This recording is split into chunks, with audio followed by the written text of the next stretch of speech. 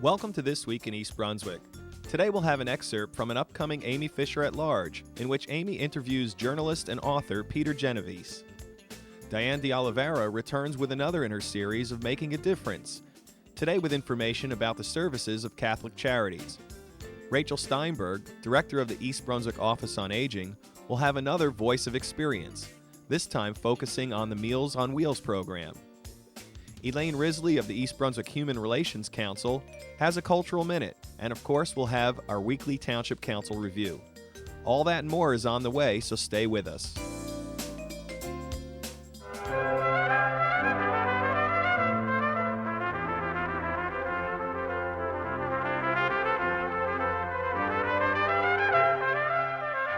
Welcome to Voice of Experience. Today we will be speaking to Linda Rubenstein, the Department on Aging's coordinator for East Brunswick Senior Meals. So we have a new one though. Yeah. Oh, several. These are by the high school. Yep. Oh, Okay, I know. you know where that I know. is. Oh, Okay, yes, you know definitely. that. Yes. All right. Yeah. And we're skipping that one, and you're going to go from this street all the way. You've done this. I mean, Yes. you're skipping And, two, but you'll yeah. find her. Yeah. Oh, Give yeah. her food to whoever you want. Okay. All right. Okay. Very good. I know our East Brunswick Home Delivered Meals is a very, very active program. Last year alone, we had close to 10,700 meals, and year to date, we have almost 5,000 meals. So this is quite an important and very busy program. Could you tell us a little bit who is eligible for the East Brunswick Senior Meals? Our Senior Meals program services residents of East Brunswick who are 60 years of age and older, who are frail, elderly, homebound, and recuperating from an illness. People who need it sometimes are on it for a long period of time. It allows them to stay in their home just a little bit longer before requiring permanent full-time housing elsewhere. And it is also very valuable to people who are just coming home from the hospital. And what is the cost of these meals? This program is co-sponsored by the township and the county. It's a recommended donation of $2.75 per meal per day. It's payable to the county, and people pay on an honor system. And what does the meal include? The meal is a tray of hot food delivered daily and a bag of cold food, which consists of milk, juice, bread, salad, and usually some kind of a dessert. It's low fat, low salt, low sugar diet. It's 1/3 of the daily nutritional requirements, and it is appropriate for a diabetic diet. And how is the meal delivered? I know we currently have close to 40 seniors getting meals. This is quite a task. How is this done? We use volunteers from the community. We use 3 teams of people, 2 people on each team, a driver and a runner.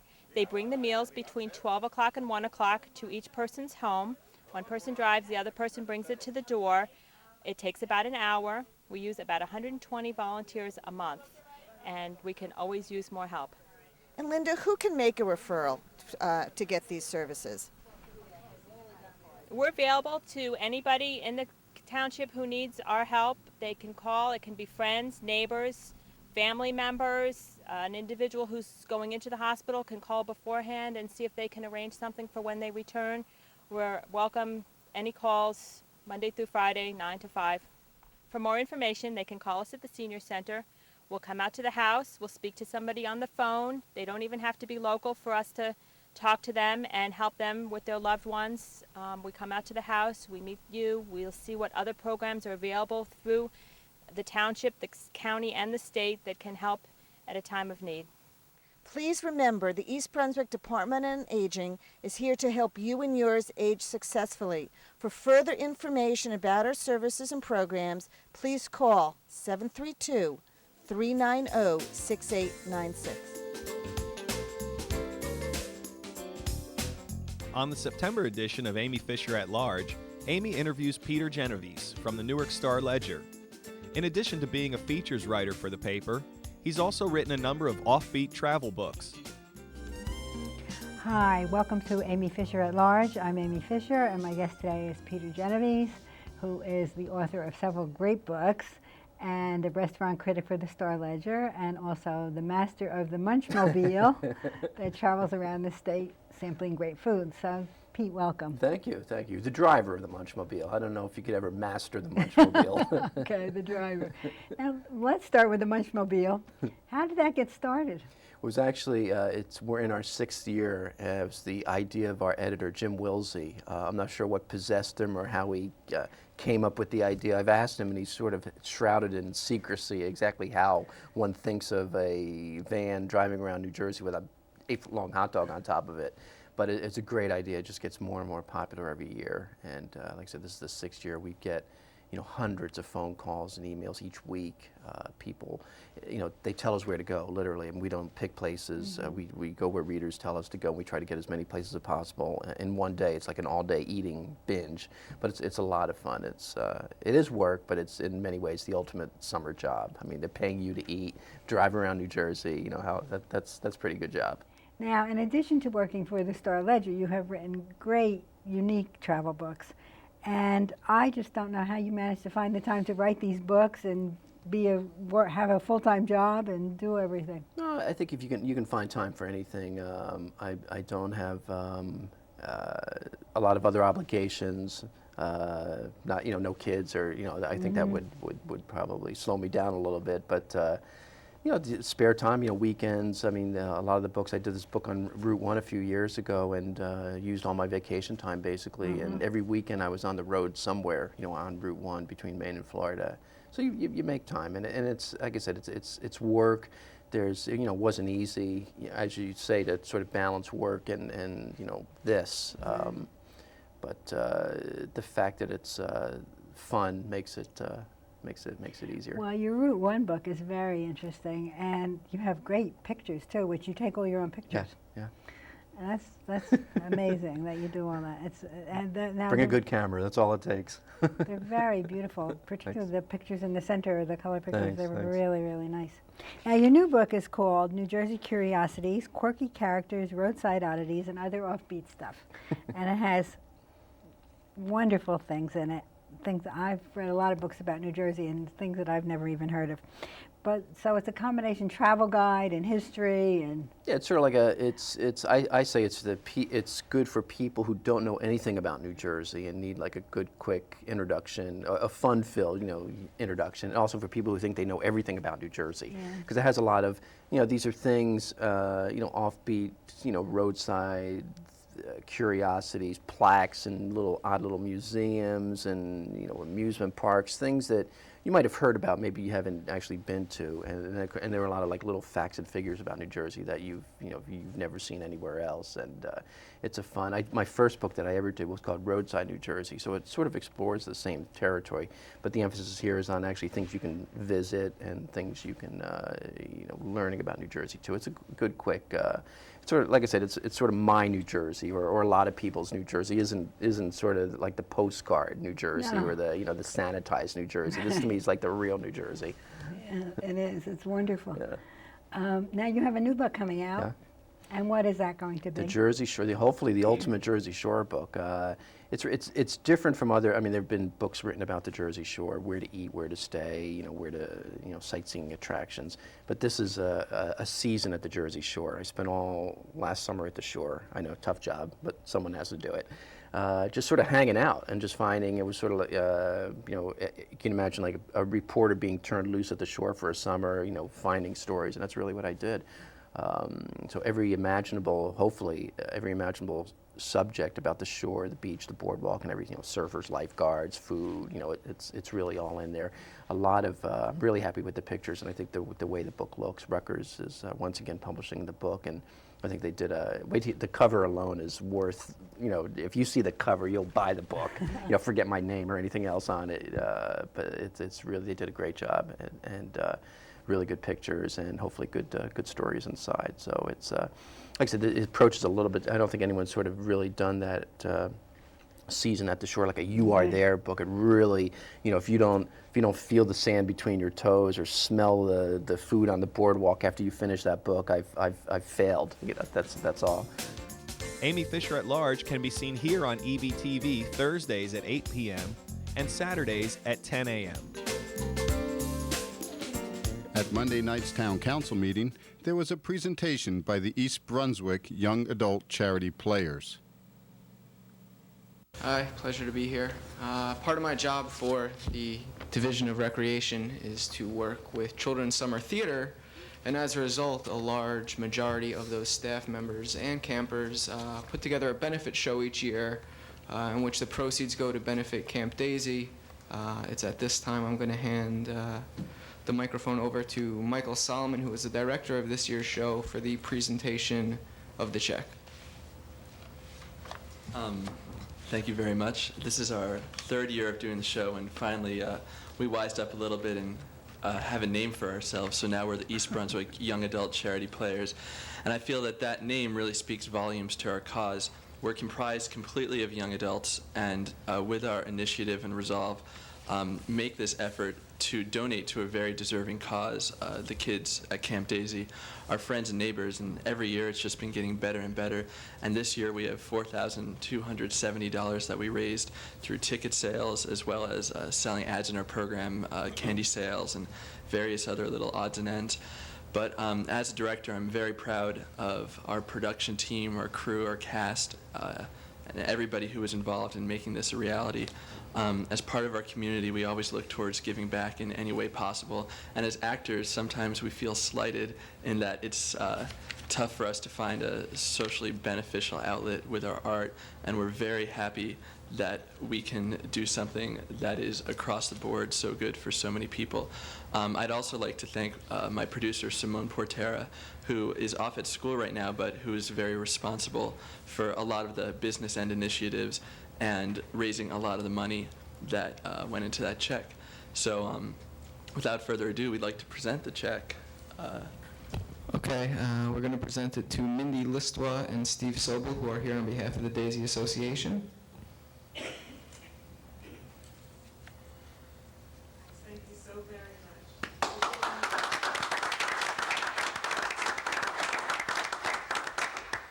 I would just like to thank this wonderful group for their efforts.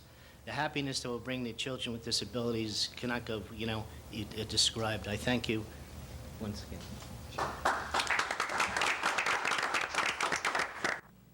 Also, during the mayor's report, Mayor Neary gave an update on the new bike path along Riders Lane. Those who've been asking, when they drive along Riders Lane from the municipal building heading towards Summerhill Road, the construction work that's being done there, that's not a traffic lane. That is the bikeway and pedway, which this council has supported.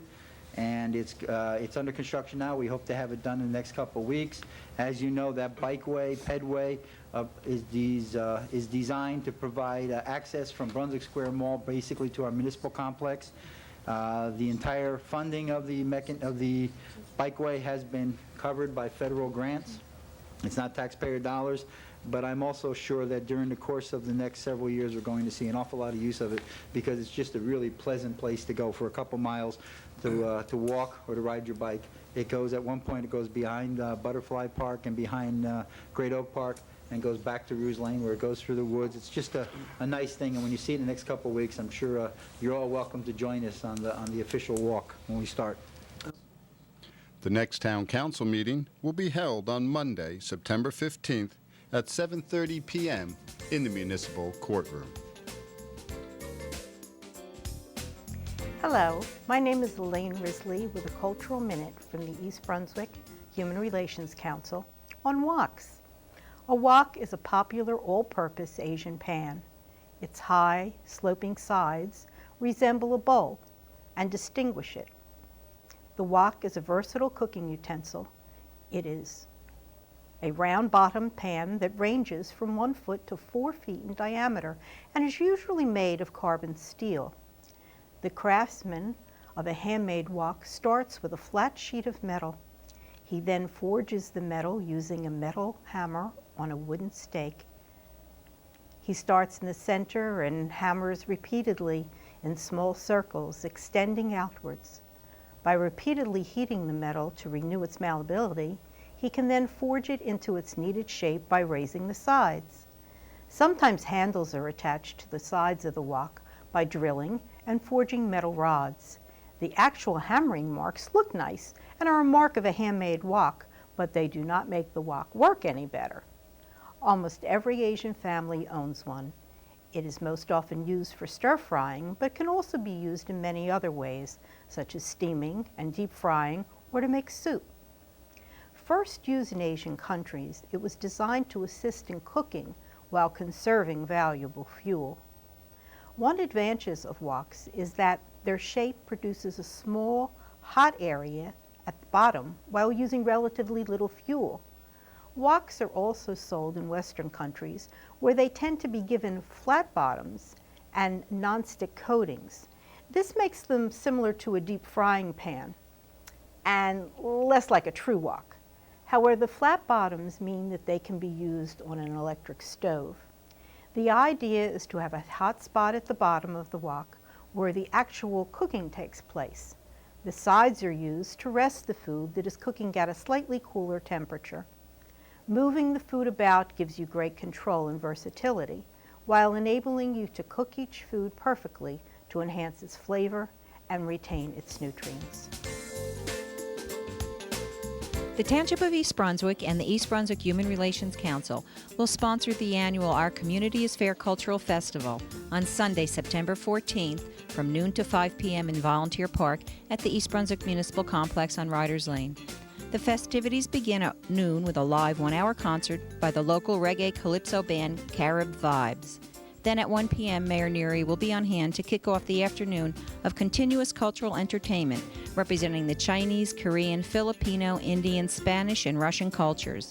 You can also enjoy the ethnic food court, craft vendors, and cultural exhibits.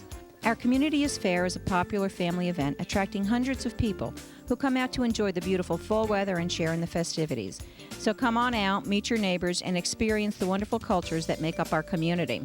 The rain date is Sunday, September 21st. For more information, please call Rebecca Brenowitz at 732-422-4463 or Karen Keskis at the Division of Recreation, 732-390-6797. Hope to see you there.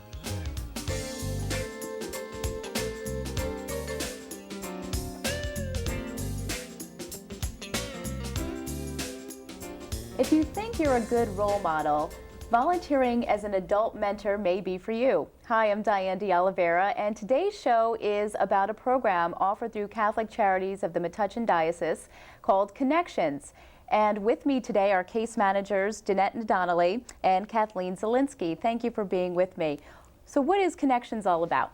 Connections is an adult mentoring program for youth where we match one adult with one child on a one-to-one basis in Somerset and Middlesex counties, and the children are special needs children.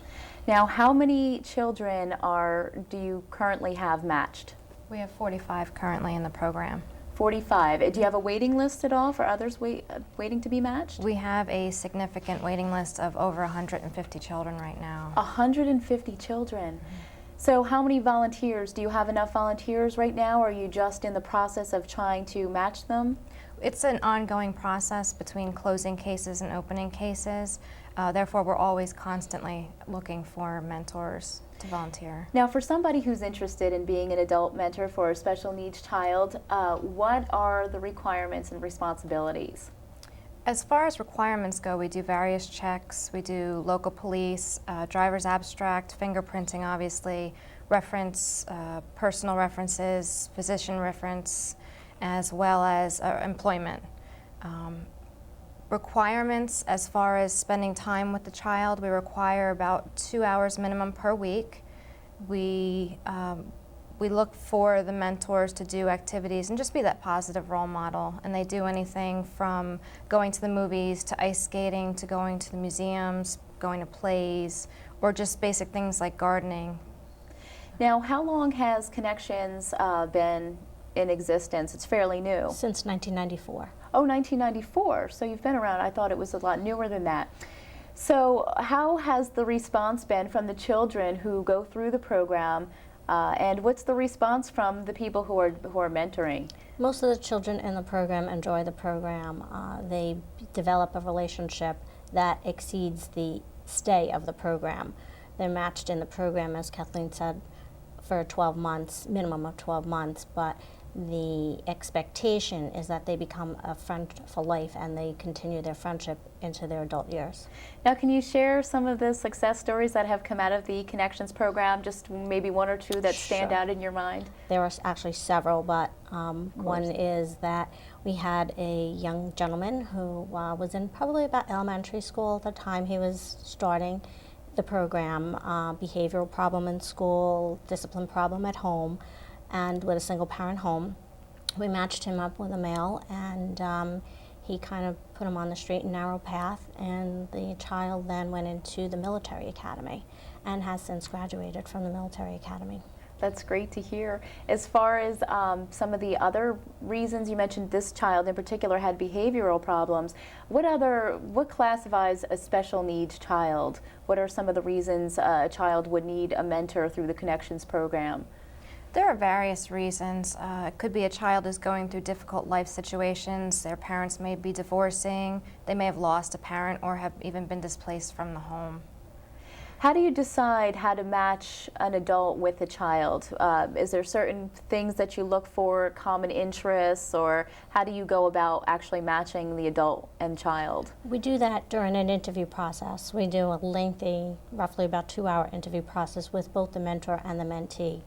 In that process, we ask for match, preferences, and objections.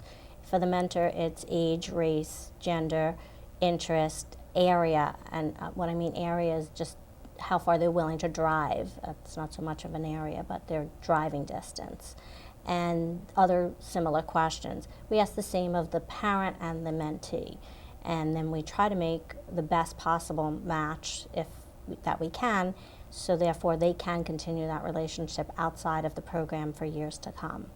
Now, if, for instance, a match, maybe it doesn't go the way you had hoped, do you just find another volunteer then or match that child with somebody else? What we do with that is we then close that match. We don't want anybody to feel uncomfortable in either position, and we rematch the mentor with another child, and then we get a new mentor for the child. Now, as far as the Connections program, do you kind of go into the schools and let people know about it? How do you make people aware of it? Now, I know there's also a similar program called Big Brothers Big Sisters, which I actually am a big sister in my county. What makes your Connections program different from that type of a program? The programs are very similar. The difference between Big Brothers Big Sisters is the age of the child. They only allow the age of a child to 14 to enter the program. Once they're in the program, they can remain in the program until they're 18. Our program doesn't have an age limit. We can be up to 17 in the program because it's a youth program. Both programs are youth programs, and they're in the program until they're 18. The other difference is Middlesex County does not have Big Brothers Big Sisters. Somerset County does have that type of a program. And I think that's great that the Connections program can fill that gap, because you mentioned you do cover Middlesex and Somerset counties, and I did find that there was no Big Brothers Big Sisters chapter for Middlesex County, so that's a great thing. You did mention that you have a waiting list, and I can imagine, or I can see why. For people who are interested in being a mentor with the Connections program through the Catholic Charities, Metuchen Diocese, what can they do? They can contact our website, which is www.ccdom.org, or our phone number is 732-738-1323. Is there anything else about the Connections program that we didn't mention that you'd like people to know? We also have opportunities for mentors or volunteers that would like to join our Connections program that can't make that once-a-week commitment to a child. And that would be helping us with our resources, helping us do funding for our activities. We do a once-a-month activity for the child that we provide for. And we're looking for people to help us out with just organizing that type of information. That's great. Good luck with everything, and thank you for being with me today. For Making a Difference, I'm Diane de Oliveira.